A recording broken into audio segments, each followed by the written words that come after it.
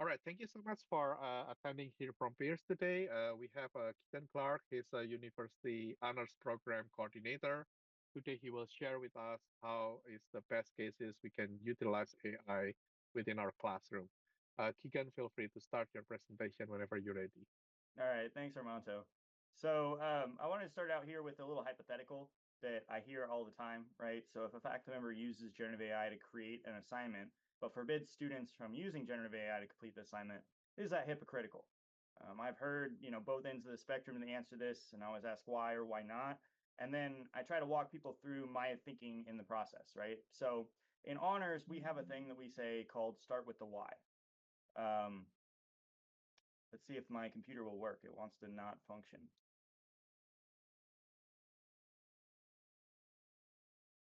Go. Okay.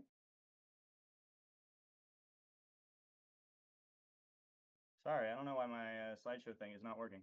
So start with the why. This is going to be lots of fun then, if I have to do this every single time. Why would a faculty member engage generative AI to create an assignment, right? And normally the answers I sort of get back are, well, they're trying to create something new. They're trying to create something exciting. Exactly, right? The faculty member knows what it is that they want to get out with an assignment. And so they're using AI to accelerate the assignment creation process. Why do students complete assignments for courses? Well, that's completely different, right? They are not necessarily turning in the product they're supposed to be completing, but it's actually about engaging in that process of learning. And so that leads me to ask, if the student outsources completion of the assignment to generative AI, what have they done? Um, and at this point, the light bulb usually goes on and goes, oh, they've outsourced the entire reason they're supposed to be doing the assignment in the first place, right? So it comes around to why are we doing what we're doing? And so that's what kind of led me to marinate all my thoughts together and want to talk to you all about when and why to engage generative AI or not. So a little bit of background on me. I'm a program coordinator with Honors Academy. I'm a third-year PhD student in higher education administration. I've taught about generative AI. I've been using generative AI for several years. I learned lots of things, and I found there's, most things out there are saying, oh, this is a productivity tool, or here's, one specific tool that you can use. And I'm a little bit more platform agnostic and looking at a lot more of the epistemological and pedagogical implications of this sorts of technology on our industry. So what is AI? Just to be clear here, I want to make sure that we're on the same term. So AI is a branch of computer science, right? So it's actually very general for any system that uses hardware algorithms and data to identify patterns. It is not new. There's spell check, my favorite thing. I'm terrible at spelling, so thank goodness for spell check. Uh, Alexa, all other sorts of things. They're what we would probably generally consider narrow artificial intelligence, so something with a specific use case. What we're experiencing now when people are saying AI, what they're really talking about usually is generative AI, something like ChatGPT, which is a large language model. And so there's different, without going into too much depth here, the large language model is the foundation of a generative AI system, and it uses statistical relationships and training data to predict which words to generate. And this is just happens at scale. So in this presentation, when I'm talking about AI, I'm talking about generative AI. So a little bit of background in my thinking here and what we're talking about with AI. If we look at the purpose of education since the 1970s, it's increasingly become viewed as like prior to the job training, right? And student success is measured by retention, graduation, future earnings. So there's this increased focus on the output of higher education. We've all noticed student disengagement. I'd be surprised if you haven't. Students not showing up to class, not wanting to speak up, poor knowledge retention or lack of connection. They have lots of anxiety. There's some militant apathy, which I love the phrase of where it's just this debilitating level of anxiety, hopelessness, and disconnection, lack of desire to learn. And we found that rather than taking risks and exploring new subjects, students are laser focused on maximizing GPAs and building resumes. So I really like this phrase too as well, the tyranny of meritocracy. So students are more concerned with the pursuit of earning than the process of learning. And we're seeing this in terms of this gauntlet of advanced placement courses, extracurricular activities, where students are feeling overwhelming pressure to get A's or otherwise they consider it a failure. And they may not understand the value of assignment and view things as busy work. But for those of us, I feel like that work in higher education, we understand that there's really not such thing as busy work. Right? There's no reason or incentive for a faculty member to keep a student busy. Everything that a faculty member is assigning, they have to grade, which means it takes time from the faculty member as well. And so it's important. The faculty member knows it's important. Students just don't always see the other side of that.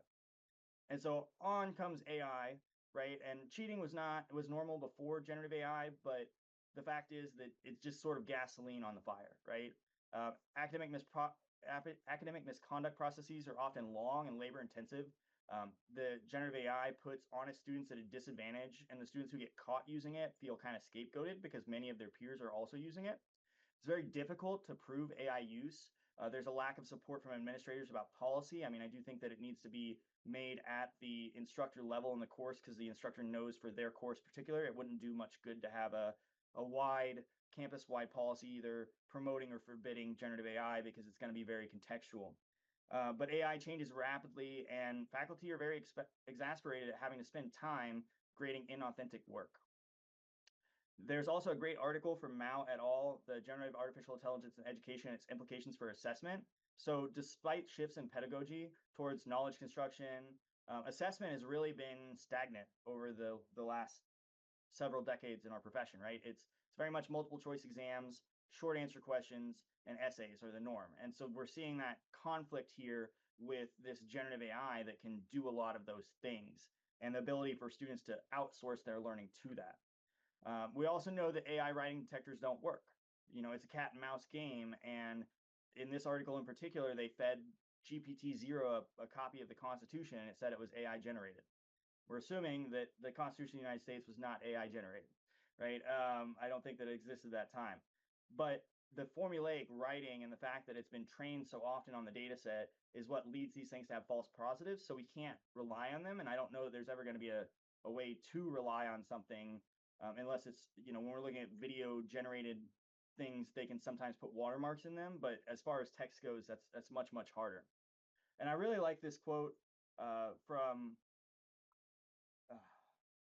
Mao et al., the line between plagiarism and collaboration appears to be increasingly blurred and may depend on the intention of use, the process employed, acknowledgement of the AI tool usage, and the ultimate ethical standards upheld by users.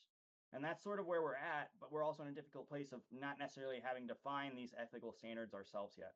And that's sort of something that I've been trying to lean into and thinking about back on that phrase that we have in honors, starting with the why. So if you're familiar with Simon Sinek and his concept of starting with the why, it is finding that central thing, your why, your identity, and then working outward, having it inform your how, the process that you do, and then the what, the outcomes that you're actually producing. And so he's mirrored this onto the brain. And when he's really talking about this, he's talking a lot about how you determine your purpose in life or what you're doing. But I think it applies really well with how we want to approach generative AI as well. And it's led me to sort of develop a guiding heuristic, right? So something that is just a rule of thumb. It's not going to be perfect, but I think it's really helpful. And that is, why are you doing something, right? When you are doing something, are you trying to engage in a process such as learning, exploring, or practicing? Or are you trying to produce a product, right? That could be a painting, an image, it could be an email, it could be speaking another language, right? That's sort of like the end product versus what are we going through to get to that end product. And so I don't necessarily think that these are mutually exclusive things, but I do think that the process often informs the product. The product doesn't always reflect the process.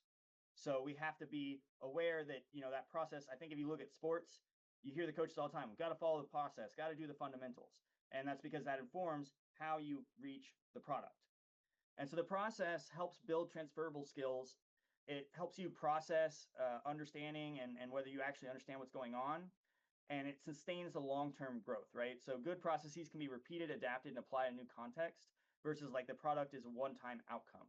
So often students think we're asking them to write a paper, but I would argue more often we're asking them to actually go through the process of writing a paper, right? It's not just the final product that is what we're measuring them on. And this really relates back to some other research that I've looked at, including Carol Dweck, who has growth mindsets. She talks about early on in her research, she was looking at why is it that some people who have similar abilities have different outcomes, and found that a major piece was the goals they set. Do you set a performance goal, as in, you know, I believe that I can do something, so therefore I'm going to take the thing that I can do, and I'm only going to go at that level. So if I'm unsure if I can do it, I'm not going to attempt it, right? Because then I may not be able to perform.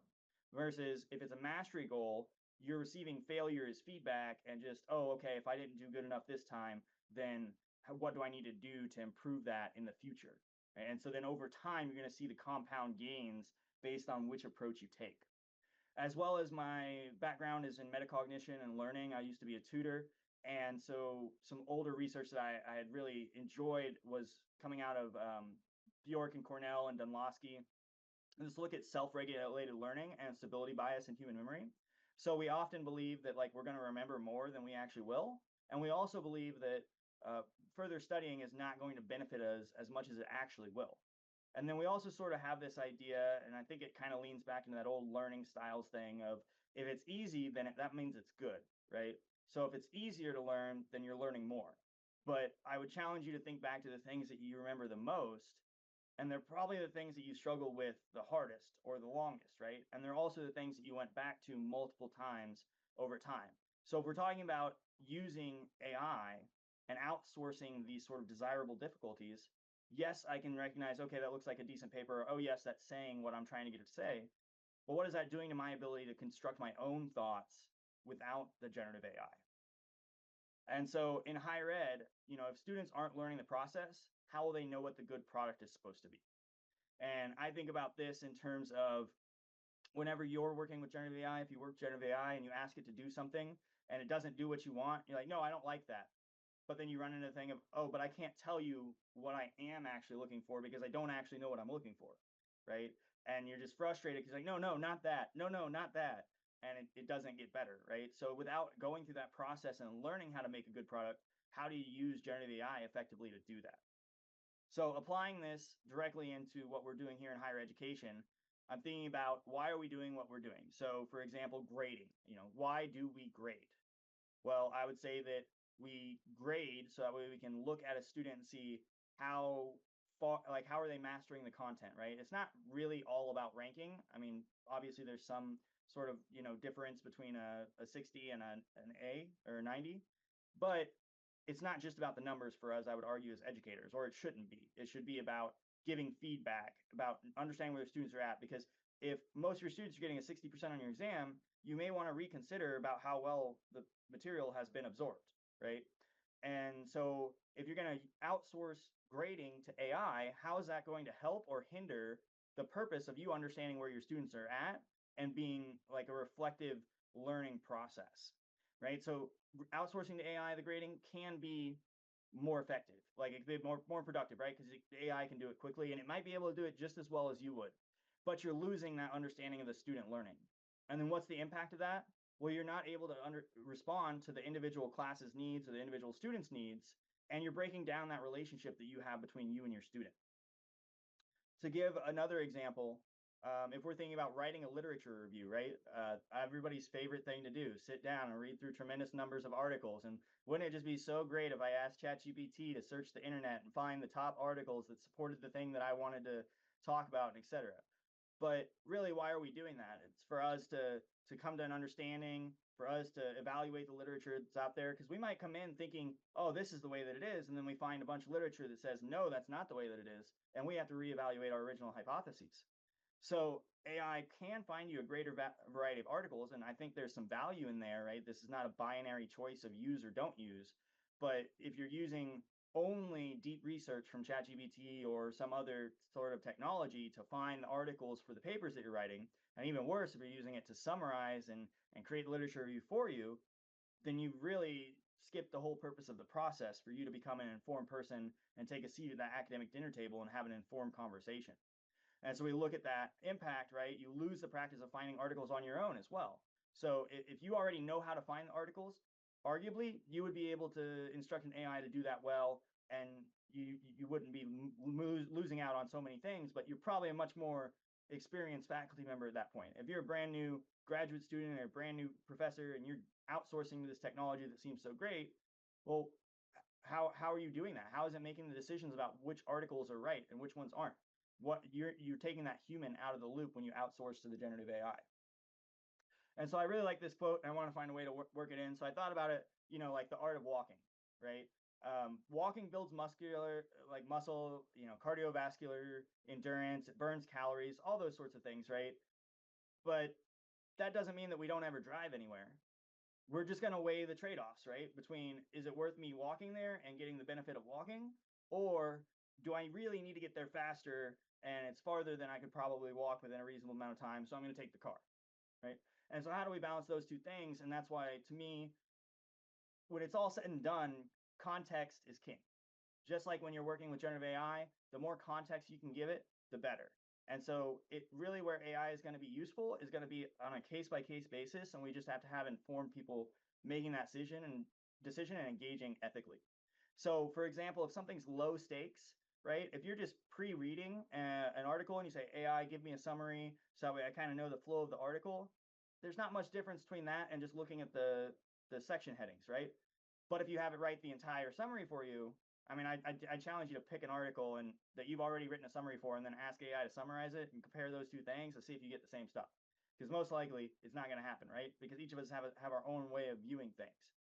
There's also good enough knowledge, right? So sometimes when we need to know something, we Google it, right? And that's totally okay. But we really don't know if all that information that's coming through Google or whatever, some Joe Blow's random blog website is 100% accurate.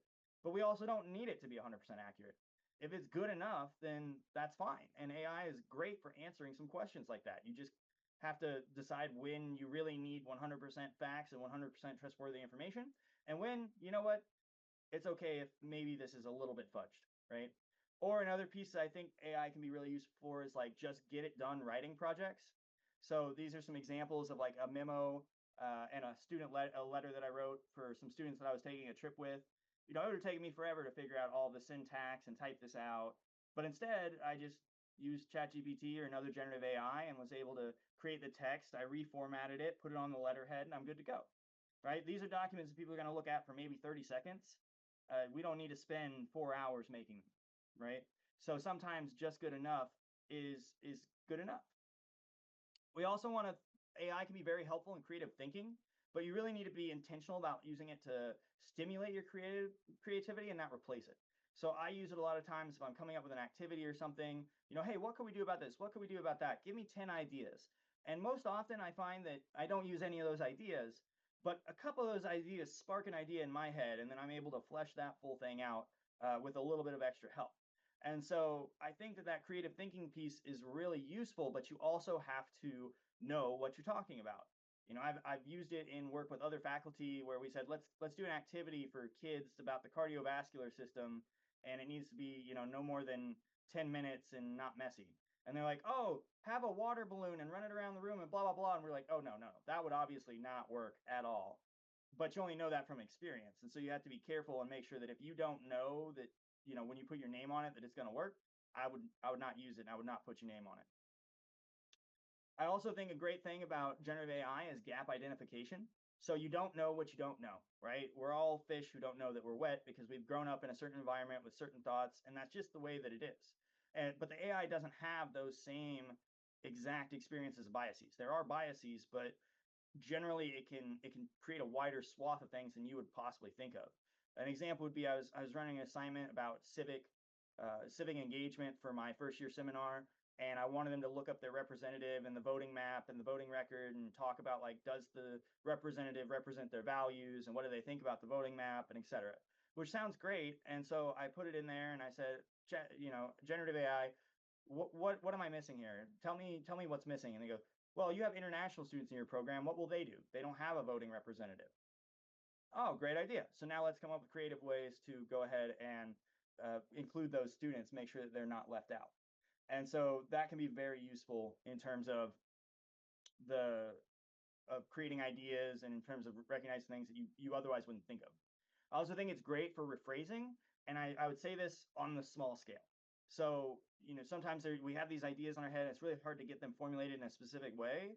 And so I will often, when I'm writing, if I can't find the right word in my head, I start typing words that are associated to it in my head and then put like a little slash between them. So that way later I can go back and start to try, okay, what is the word that I actually need here? And generative AI can be very helpful with that because it's like a super responsive and interactive thesaurus. Where I would say you can go awry with this is if you write your thing and then copy and paste in ChatGPT and say, or any of the generative AI, and say, just rephrase this for me, you know, touch up my grammar. Well, if you're not practicing those skills, then how do you know what you're producing is actually better than what you wrote in the first place, right? And what will you do if you one day don't have access to these tools? I have a great example here about an email I sent a student where I gave them some feedback that wasn't necessarily uh, very nice. It wasn't mean, but I was low on energy, and so I was just typing my raw thoughts out. And so in some places, I was like, "Oh, I can tell your insecurity about who you are is leading you to overcompensate in the way that you describe yourself." Yeah, probably not something that a student would appreciate hearing. So I asked the generative AI to rewrite it for me, and it comes back. One of my biggest concerns is some of your descriptions feel over embellished, which can come across as insecurity rather than confidence. Right. So those sorts of short rephrasing I think is really useful, as well as elaborating on different things. So we had an assignment about setting up an e-portfolio. I turned this little paragraph into a full fledged out document. My last bit of advice there when using generative AI is let it breathe, right? We all have limited cognitive energy every day, and generative AI can be great, but it's also really wonderful at making something sound good that isn't necessarily that good. And there's been a number of times that I found that if I just wait it out and then I come back the next day with a fresh mindset, I'll go, oh, why did I think that was an okay idea? I mean, like maybe the base thing was good, but let's go ahead and touch up, the other pieces. So wrapping up real quickly, again, I just want to go back to that. Why are we doing this, right? So why are you doing what you're doing?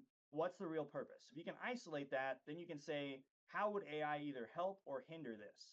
And you have to consider both the pros and cons because there's always going to be both, right?